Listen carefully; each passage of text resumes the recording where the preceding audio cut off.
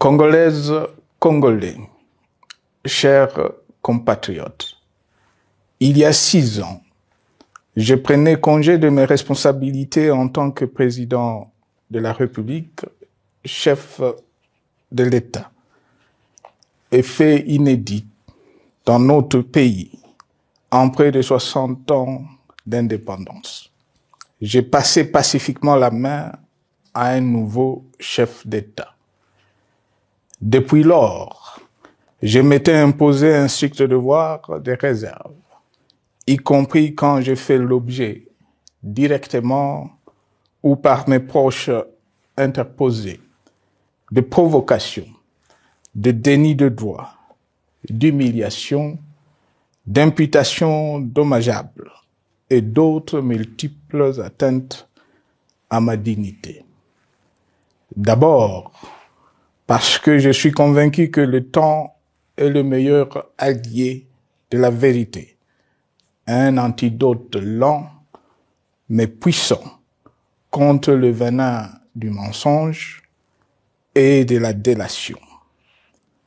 Mais aussi et surtout, parce qu'agir autrement aurait fait le jeu de ceux qui, par cette campagne odieuse, cherchaient à détourner l'attention de notre peuple de leur incapacité, aujourd'hui avérée, à répondre à ses attentes et aspirations. J'ai enfin décidé de briser ce long silence, de sortir de ma réserve et de m'adresser à vous parce que l'enjeu est de taille. Il est même existentiel. Non pas pour ma famille politique ou biologique, moins encore pour ma modeste personne, mais plutôt pour la nation congolaise et pour l'avenir de notre cher et beau pays.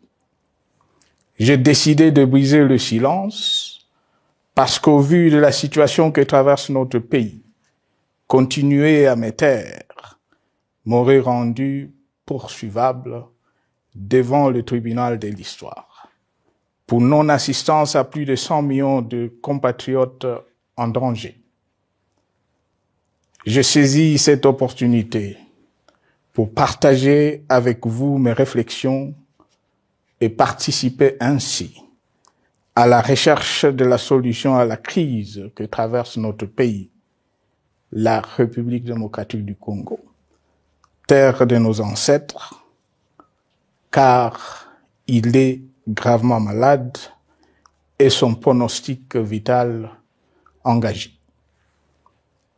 Mieux que quiconque, vous en êtes conscient, car vous en faites quotidiennement les frais dans votre chair et vous en payez le prix. Mes chers compatriotes, vu l'importance stratégique de notre pays et le rôle qu'il est appelé à jouer, j'avais, de l'avènement au pouvoir du chef de l'État actuel, conclu avec lui un accord donnant naissance à la coalition entre nos forces politiques respectives. À propos de cet accord, beaucoup de contre-vérités ont été dites, y compris, fort malheureusement, par celui qui est censé connaître la vérité, parce qu'en étant l'un de deux principaux signataires. En attendant qu'au moment opportun, la vérité soit rétablie, preuve irréfutable à l'appui, permettez-moi pour l'instant d'affirmer qu'en ce qui me concerne, la conclusion de cet accord n'avait pour seule motivation que l'intérêt supérieur de la nation. Par cet accord de mutualisation de forces, j'entendais en effet permettre à mon successeur d'exercer dans la direction des affaires de l'État plus de pouvoir effectif que ce que la faible représentation de sa famille politique au sein de la nouvelle Assemblée nationale était en droit de lui conférer. Je voulais par ailleurs faciliter le fonctionnement harmonieux des institutions et éviter à la nation, comme à notre jeune démocratie, d'éventuelles crises politiques qui leur auraient été fatales. Cette première alternance pacifique et civilisée à la tête du pays avait suscité d'autant plus d'espoir qu'en janvier 2019, notre pays s'est trouvé en bien meilleur état qu'au moment de ma propre accession à la magistrature suprême en janvier 2001. Alors que j'avais trouvé un pays au bord de l'implosion, miné par une longue dictature et des guerres, sans institutions républicaines, économiquement en faillite et socialement déchiré. Bref, un pays dont l'incertitude de lendemain menaçait la stabilité de toute la région. Le 24 janvier 2019, j'avais en effet légué un bien meilleur héritage à mon successeur, à savoir un pays réunifié, largement pacifié et dont les limites territoriales correspondaient exactement à celles qu'elles étaient au 30 juin 1960. Une nation reconstituée, réconciliée et fière de sa diversité. Un État doté d'une constitution progressiste et des institutions fonctionnant harmonieusement. Une économie dynamique et résiliente et débarrassée du fardeau de la dette hérité de régimes antérieurs, du fait de multiples réformes structurelles engagées. Une armée nationale républicaine de plus en plus professionnelle et capable de relever le défi de la défense de l'intégrité du territoire national. Une démocratie en constante consolidation, avec notamment l'organisation sur fonds propres d'un troisième cycle électoral. Le cœur serré, je constate qu'à peine 6 ans après, ce bel héritage en indivision, légué à l'ensemble de notre peuple, a été complètement dilapidé par celui qui en avait reçu la garde. Que notre pays offre un spectacle de plus désolant et qu'il suscite d'autant plus de désespoir au sein de notre peuple et de pitié et de moquerie à travers le monde, que l'inconscience de ses dirigeants ne permet aucun espoir de redressement. Cette détérioration rapide de la situation générale du pays est principalement due à l'inverse du pouvoir sans limite.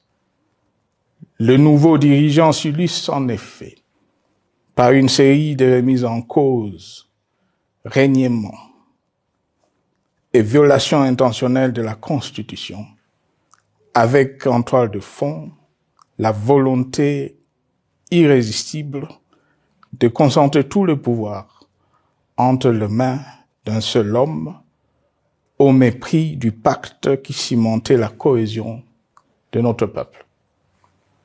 Le premier acte de remise en question de ce pacte républicain, véritable socle de stabilité et de cohésion nationale, a consisté à violer délibérément la Constitution et les lois pertinentes lors du premier remaniement de la Cour constitutionnelle par le président de la République.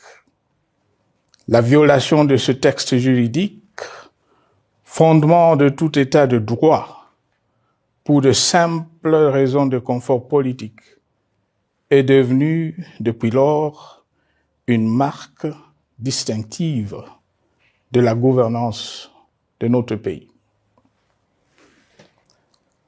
Dans le même esprit, en décembre 2020, il fut organisé un coup d'État institutionnel à la suite du renversement en pleine mandature d'une majorité parlementaire, pourtant dévolue par le peuple souverain, ainsi que le gouvernement qui en était issu.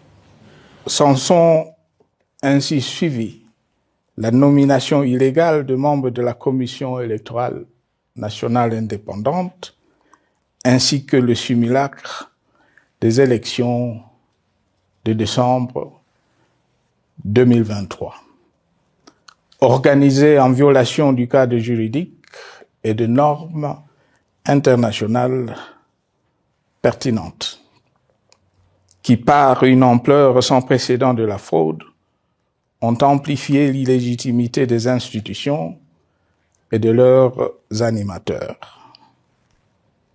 Le coup de grâce a été donné par l'annonce du projet de changement de la Constitution, un projet dont la réalisation liquiderait totalement le consensus national de Sun City.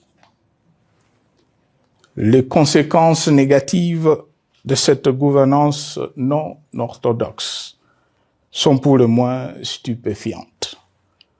Le pays est ainsi devenu un espace de non-droit. La République a cessé d'être démocratique et la volonté du chef de l'État tient désormais lieu de loi suprême, supplantant la Constitution et les lois. En revanche, érigé en politique du gouvernement, le populisme et la démagogie, le mensonge et l'arrogance, la discrimination et la stigmatisation de certaines composantes de notre peuple, l'institutionnalisation du tribalisme et du népotisme, l'opposition de communautés nationales les unes aux autres, le discours de haine et l'injustice ainsi que l'impunité ont d'autant plus aisément détruit la cohésion nationale et le vivre ensemble que l'opulence outrancière et le non-respect de la parole donnée sont les maîtres mots de la classe politique au pouvoir. Ce qui a rendu le pays fragile et donc vulnérable. Plus grave, le repli identitaire, dangereux pour l'édification de toute nation, a refait surface, avec ses vieux démons dont l'intolérance et la division est circonstance aggravante. Cela est non seulement toléré et impuni, mais aussi et surtout véhiculé et financé par les tenants du pouvoir. Face à cette dérive, le Parlement a abdiqué de sa mission constitutionnelle de contre-pouvoir. Il a ainsi cessé d'être le temple de la démocratie, le lieu par excellence de l'expression législative et la volonté du souverain primaire, pour ne plus être qu'une chambre d'enregistrement de la volonté d'une seule personne. Quant à la justice, garante constitutionnelle des libertés publiques et du socle de valeurs, qui structure notre identité et forge notre unité, elle a complètement démissionné de ses responsabilités, se laissant ouvertement instrumentalisée à des fins politiques. Elle n'est donc plus qu'un instrument d'oppression d'une dictature qui tente désespérément de survivre à contre-courant de l'histoire, par la terreur et l'imposition de la pensée unique.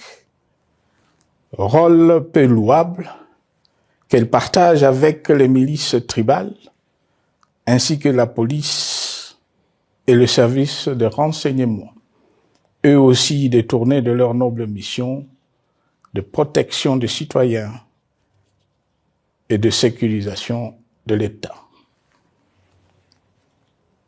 Sur le plan économique, la situation est de plus inquiétante.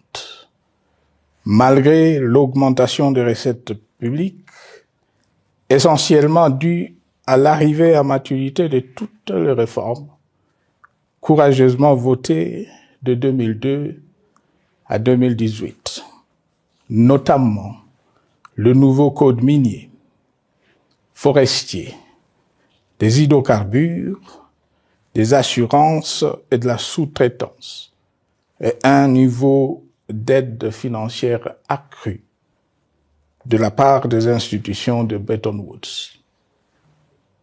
Aucun investissement n'a été réalisé pour doter le pays d'infrastructures modernes, soutenir des réformes structurelles et stimuler la croissance. Par contre, l'inflation et la dépréciation monétaire, jadis vaincues, sont de retour. La corruption et le détournement de deniers publics ont atteint un niveau inédit. Et l'endettement public que nous avions maîtrisé de 2010 a de nouveau grimpé en flèche, dépassant la barre de 10 milliards de dollars et suscitant des inquiétudes légitimes quant à la solvabilité à moyen et long terme du pays. Les conséquences sur le plan social sont aussi dramatiques. Aggravation du chômage, accumulation des arriérés des salaires des agents de l'État, baisse drastique du niveau de vie de la population et recrudescence du banditisme urbain, de l'exode rural et de la famine dans un nombre croissant de provinces. Les Congolais sont désormais en proie à une véritable angoisse existentielle. Parmi les victimes résignées de ce gâchis se trouve en bonne place notre jeunesse, qui a été pourtant de tout le combat démocratique et qui a beaucoup cru aux vertus de l'alternance pacifique. Aujourd'hui, sans repère ni perspective sérieuse du lendemain, ils se sont abandonnés, laissés à la merci des entrepreneurs de conflits et de vendeurs d'illusions de tous bords. Rien de ce qui lui a été promis depuis 6 ans n'a été réalisé. À cette jeunesse désabusée, comme à l'ensemble de notre peuple, nous tenons à donner une assurance. L'échec d'un régime compromet, mais ne scelle pas définitivement le sort d'un peuple. Mes chers compatriotes, s'agissant de la situation sécuritaire, dans les grandes agglomérations comme dans nos campagnes, elle est partout plus que préoccupante. C'est le cas notamment au nord Kivu, au sud Kivu, en Ituri, au Maniema, au Tanganyika, au Katanga et au Mai-Ndombe, province pourtant voisine de Kinshasa, capitale du pays et siège des institutions. Le sang de nos compatriotes civils et militaires, valeureux officiers et soldats des rangs, mais aussi députés, éminents membres de la société civile ou de partis politiques, a ainsi abondamment et gratuitement coulé. Du fait de l'intolérance, du cynisme, voire pire, d'un terrorisme d'État pratiqué dans un seul et unique dessein, l'abus du pouvoir pour le pouvoir. C'est le cas, entre autres, de plusieurs centaines de détenus du centre pénitentiaire de rééducation de Makala, sauvagement abattus dans la nuit du 1er au 2 septembre 2024, victimes sans défense d'un crime incontestable contre l'humanité, à ce jour resté impuni.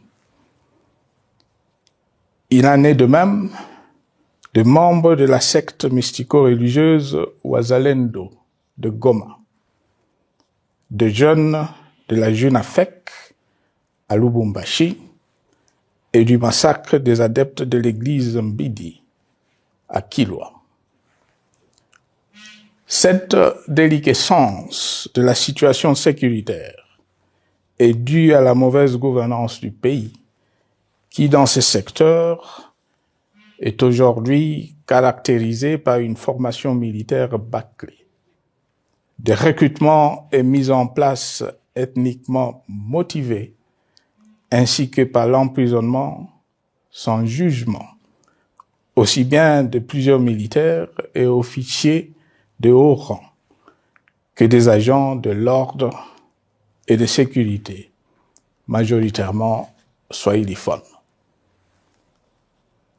Bien plus, à l'armée nationale, bouclier de la nation, instrument de préservation de l'indépendance nationale et de l'intégrité territoriale, il a été substitué de bandes de mercenaires, de groupes armés, de milices tribales et de forces armées étrangères, qui ont non seulement montré leurs limites, mais aussi enfoncé le pays dans un chaos indescriptible. L'État a ainsi perdu le monopole de la violence légitime en sous-traitant aux groupes armés, autrefois maîtrisés, le maintien de l'ordre public et de la tranquillité nationale. Et comme si cela ne suffisait pas, l'armée nationale est vilipendée, conspuée et tournée en dérision par les autorités qui n'assument jamais rien, alors qu'elles sont censées veiller à sa consolidation et à sa respectabilité. Pour les avoir formés, commandés et conduits au front, je connais nos soldats, boucs émissaires aujourd'hui de toutes les contre-performances enregistrées sur les champs de bataille. Ils ne sont pourtant pas intrinsèquement moins bons, moins nationalistes et moins loyaux. Ce qui a changé entre-temps, c'est la qualité du commandement et de leur prise en charge. Au niveau régional, le gouvernement a levé l'option désastreuse de se détourner de deux principaux instruments internationaux qui étaient à la base de l'architecture régionale de paix et de sécurité, laquelle avait permis la stabilité régionale que le président actuel avait trouvée lors de son accession au pouvoir, à savoir le pacte sur la sécurité, la stabilité et le développement dans la région de Grand Lac et l'accord cadre pour la paix, la sécurité et la coopération pour la République démocratique du Congo et la région. Plus grave encore, en faisant de forces négatives, les FDLR, ainsi que des centaines de groupes armés congolais, des supplétifs des forces armées de la République démocratique du Congo, le gouvernement a ouvert la voie à la régionalisation du conflit, avec des conséquences inévitables sur la stabilité de la région. Mes chers compatriotes, alors que sur le plan institutionnel, politique, économique et social, les fondamentaux avaient été établis et que le pays avait été placé sur la rampe de lancement, prêt à décoller. Nous voici, hélas, en un temps record, soit 6 ans, de nouveau à la case départ. Seul d'un État failli, divisé, désintégré, au bord de l'implosion, inscrit en bonne place au palmarès de pays pauvres, le plus corrompu et très endetté. En atteste tout le rapport tant du Conseil de sécurité des Nations Unies que ceux sur l'indice de développement humain et sur la pauvreté. La crise qui déchire notre pays est donc profonde et multidimensionnelle. Sa solution doit être nécessairement globale. Toute autre approche n'a donc aucune chance de conduire à une paix durable. Bien plus, le Congo est intemporel. Il n'appartient pas à tel ou tel régime politique, ce dernier étant par définition rotatif et donc passager en démocratie. Il appartient plutôt au peuple congolais dans sa grande diversité.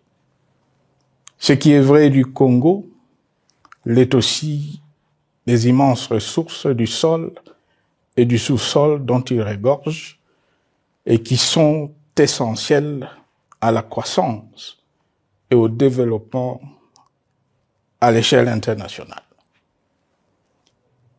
Que tous, au pays comme à travers le monde, en tiennent compte et qu'ils inscrivent leurs projets dans une perspective qui privilégie l'intérêt du Congo et des Congolais, plutôt que celui de ceux qui, à un moment ou à un autre, dirigent le pays. Cela étant, pour sauver le Congo, les griefs légitimes du peuple congolais contre le régime en place ne peuvent être éludés. Ils doivent plutôt être pris en compte. La dictature doit prendre fin et la démocratie, tout comme la bonne gouvernance économique et sociale, doivent être restaurées. Car, comme en témoigne l'histoire, il ne peut y avoir de solutions sécuritaires définitives sans solution politique sincère. Sinon, il y aura de nouvelles vagues de convulsions politiques, de troubles à la paix, d'insécurité, d'instabilité institutionnelle, de conflits armés et de guerres civiles. Perspective qu'en toute responsabilité, nous, Congolais, ne pouvons plus nous permettre. Il est dès lors vital que les multiples initiatives de recherche de la paix, Luanda, Nairobi, EAC SADC, l'Union africaine, Doha et Washington, que nous accueillons favorablement, les considérant comme autant de signes de compassion et de solidarité à notre peuple, soient conscientes de cette exigence. Qu'elles accordent aux Congolais à la fois maîtres de leur destin et premières victimes de cette crise la place centrale qui leur revient de droit, aussi bien dans le diagnostic du mal dont souffre le pays que dans la prescription du traitement dont il a besoin pour en guérir définitivement. Il convient de noter à ce sujet que le gouvernement de Kinshasa s'est enfin résolu à se mettre autour d'une même table avec l'AFC/M23 depuis plusieurs semaines à Doha, même si, bizarrement, il continue à considérer comme un crime le fait que les autres Congolais se parlent entre eux. C'est le lieu pour moi de saluer la démarche des évêques de la CENCO et de l'ECC, qui a le mérite de n'exclure du débat aucun sujet, ni aucun de nos compatriotes. Sans être parfaite, cette initiative conjointe des Églises mérite le soutien et, si nécessaire, des enrichissements de la part de notre peuple. Mes chers compatriotes, une fois n'étant pas coutume, il convient de dénoncer la falsification de l'histoire par ceux dont le jeu pervers dans l'opposition naguère, comme aujourd'hui au pouvoir, a consisté et consiste encore à calomnier, à diffamer, à diaboliser et à diviser pour gagner et régner, à se défausser sur les autres pour justifier leur contre-performance, quelles qu'en soient les conséquences sur la cohésion nationale ou en termes de vies humaines injustement brisées ou perdues. Une preuve, s'il en fallait encore, vient de nous en être donnée une fois de plus. Il y a quelques jours, en effet, suite à une simple rumeur de la rue ou des réseaux sociaux sur ma prétendue présence à Goma, où je veux me rendre dans le prochain jour, comme annoncé par ailleurs, le régime en place à Kinshasa a pris des décisions arbitraires, avec une légèreté déconcertante qui témoigne du recul spectaculaire de la démocratie. Mieux que quiconque, vous savez que pour moi, le Congo est la priorité absolue, que sa souveraineté et son intégrité territoriale ne sont pas négociables, que mon engagement pour la démocratie, la cohésion nationale, la paix et la stabilité n'est pas un slogan creux, et que le respect de la Constitution et des lois du pays, autant que celui de la parole donnée, sont sacrés. Militaire, j'ai juré de défendre la patrie jusqu'au sacrifice suprême. Hier au pouvoir, aujourd'hui en dehors du pouvoir, je demeure plus que jamais fidèle à ce serment.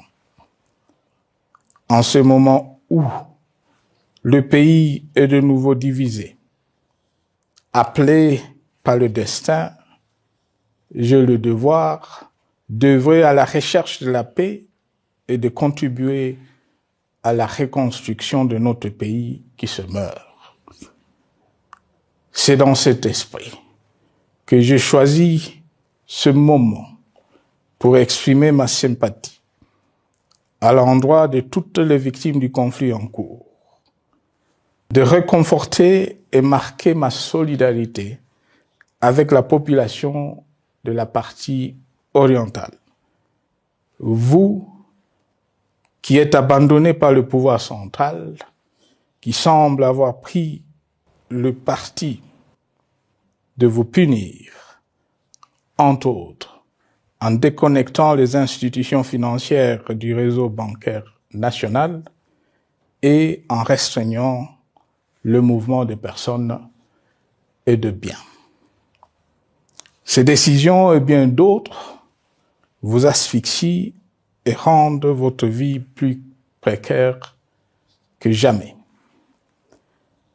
J'en appelle aux uns et aux autres, en particulier au gouvernement, d'humaniser les conditions de vie de nos compatriotes de cette partie du territoire national.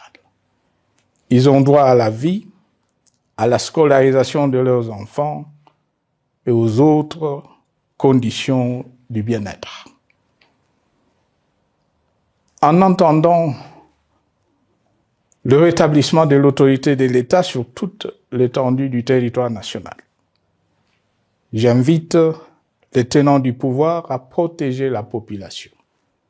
De même, l'armée, la justice, les autres structures en charge de l'ordre et de la sécurité doivent être véritablement au service de la population et répondre à ses aspirations.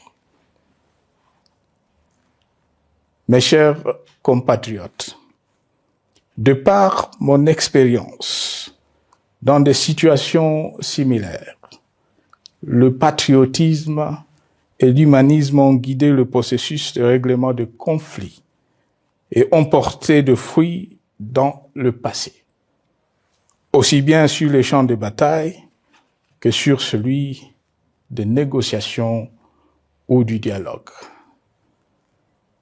Notre pays avait été divisé de quasi-moitié pendant quelques années. La sagesse avait alors prévalu. Nous avions recollé le morceau et le pays a survécu dans son unité. C'est ainsi qu'après quelques années de réflexion sur la crise en cours, après avoir consulté des chefs d'État et des anciens chefs d'État de la région, ainsi que des acteurs politiques et sociaux, nationaux et étrangers, j'ai fait ce jour une proposition qui engage la nation tout entière à un sursaut patriotique pour un pacte citoyen afin de tirer le pays du gouffre. Le travail hardi qui s'impose à nous portera notamment sur les 12 points suivants. 1. Mettre fin à la dictature, mieux à la tyrannie. 2. Arrêter la guerre. 3. Rétablir l'autorité de l'État sur toute l'étendue du territoire national. 4. Restaurer la démocratie en revenant aux fondamentaux d'un véritable État de droit. 5. Rétablir les libertés fondamentales. 6. Réconcilier le Congolais et reconstruire la cohésion nationale. 7.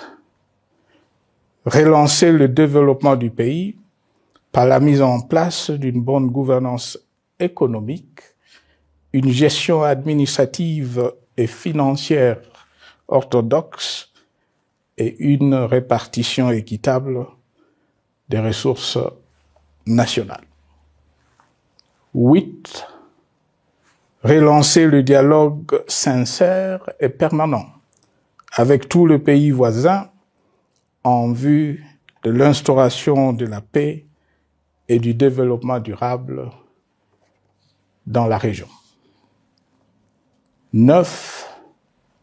Rétablir la crédibilité du pays auprès de partenaires au niveau tant régional, continental qu'international. 10. Neutraliser tous les groupes armés nationaux et étrangers et rapatrier ces derniers dans leur pays d'origine. 11. Mettre définitivement fin au recours et à l'utilisation de mercenaires, conformément à la Convention de l'Union africaine sur l'élimination du mercenariat en Afrique du 3 juillet 1977 et à la résolution des Nations Unies du 4 décembre 1989 portant sur la Convention internationale contre le recrutement, l'utilisation, le financement et l'instruction de mercenaires et rapatrier sans condition ceux qui sont déjà déployés sur le sol congolais. 12. Ordonner le retrait sans délai de toutes les troupes étrangères du territoire national. À ce sujet, je salue la décision sage des pays de la SADC de retirer les troupes de la SAMI DRC de notre pays. Vu l'immensité de la tâche ainsi décrite, je lance un appel solennel à tous les Congolais, sans distinction de sexe, d'ethnie, d'âge, de classe sociale, de zone géographique ou d'appartenance politique, qui aiment passionnément le Congo, qui sont prêts à tous les sacrifices, qui adhèrent sans réserve au pacte républicain de Sun City et qui tiennent au respect de la Constitution du 18 février 2006, à se dire autour de ces objectifs.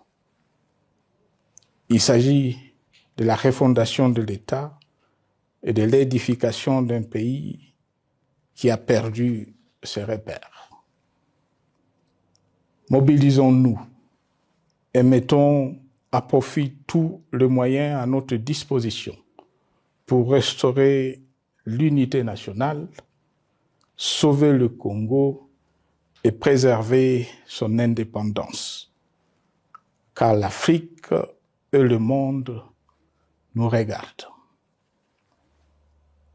Mes chers compatriotes, le Congo vaut mieux que la caricature qu'en donnent ses dirigeants actuels. Le Congo mérite mieux que cette politique extérieure faite de jérémiades et de mendicité. J'ai donc la ferme conviction que le peuple congolais est capable, aujourd'hui comme en 1960, de vaincre le démon de la division, qu'il est capable aujourd'hui, comme au cours de la décennie 90, de vaincre la tyrannie et la tentation du pouvoir absolu. Qu'il est capable aujourd'hui, comme en 2003, de prendre le dessus sur ce qui nous divise et de mettre fin à la violence armée qui oppose ses enfants. Pour y parvenir, chacun doit jouer sa partition. Je m'engage à jouer la mienne. Que Dieu bénisse la République démocratique du Congo, qu'il bénisse individuellement chacun de vous. Je vous remercie.